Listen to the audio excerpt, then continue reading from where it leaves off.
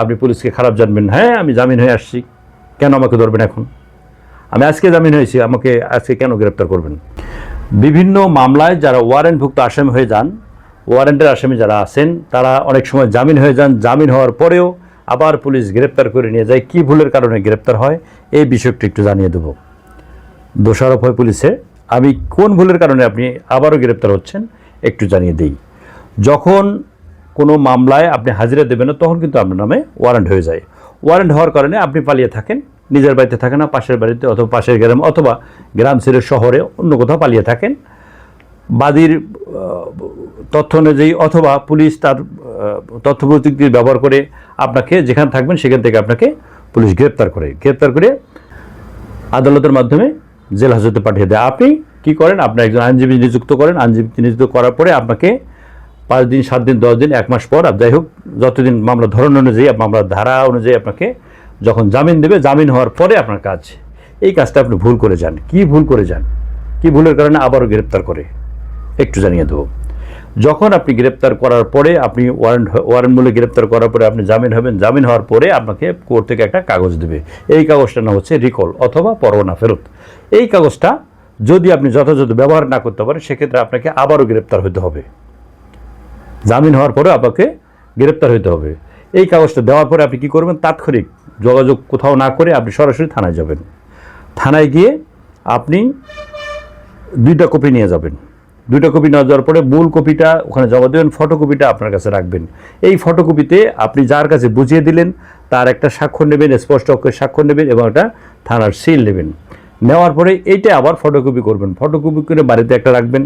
যদি কোনো প্রতিষ্ঠানে চাকরি করেন সেখানে একটা রাখবেন, আপনার মানি ব্যাগে একটা রাখবেন। অর্থাৎ পুলিশ যখন আপনাকে পরবর্তী খুঁজতে যাবে, আপনি বলবেন যে আমার এই যে জামিন হয়ে গেছে, এই যে কাগজ, পুলিশ ব্যাক করে চলে আসবে। যদি এই কাগজটা না দেখাতে পারেন, সেক্ষেত্রে পুলিশ কিন্তু আপনাকে বিশ্বাস করবে না, আবারও আপনাকে গ্রেপ্তার করতে পারে। অর্থাৎ আপনি জামিন হওয়ার পরে আবার গ্রেপ্তার হলেন শুধু কাগজটা না দেখার কারণে। অতএব এই যে রিকলটা বা পরোয়ানা ফেরত কাগজটা খুবই গুরুত্বপূর্ণ।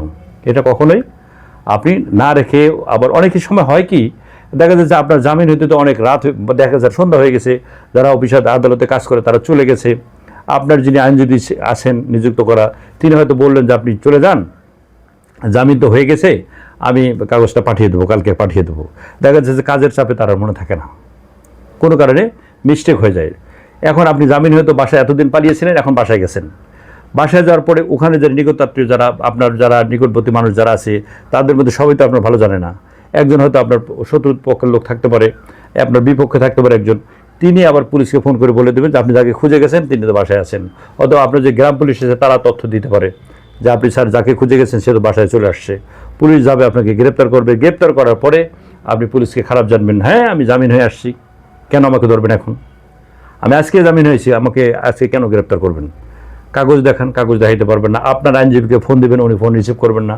সারাদিন ক্লান্ত, অনেক পরিশ্রম করছেন, ঘুমিয়ে গেছেন ফোন সাইলেন্ট করে, অথবা তিনি অসুস্থ, রিসিভ করতেছেন না। নিয়ে আসবে আপনাকে, আবারও আপনাকে কোর্টে পাঠিয়ে দেবে। তখন আপনার একটা বিরক্তি ভাব হবে পুলিশের প্রতি। আমি জামিনে আসলাম, কোনো পুলিশ বিশ্বাস করতেছে না। বিশ্বাস করার কোনো সুযোগ নাই এই কাগজ ছাড়া।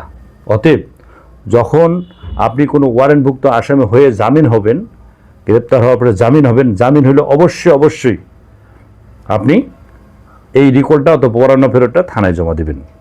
থানায় জমা দেওয়ার পরে এক কপিতে, ফটোকপিতে আপনি যেটা রাখবেন সেটাতে সিল মেরে স্বাক্ষর নিয়ে আপনার কাছে রেখে দেবেন। তা নাহলে কিন্তু আবারও এই জামিন হওয়ার পরেও আবারও আপনাকে গ্রেপ্তার হতে, যতক্ষণের জন্য হোক আপনাকে গ্রেপ্তার, তখন আপনার মনে হবে এটা হয়রানি, আসলে হয়রানি আর শুধুমাত্র আপনার ভুলের কারণে এই কাজটা হয়ে যাবে। আশা করি বুঝতে পেরেছি। যে যেখানে আছেন ভালো থাকবেন।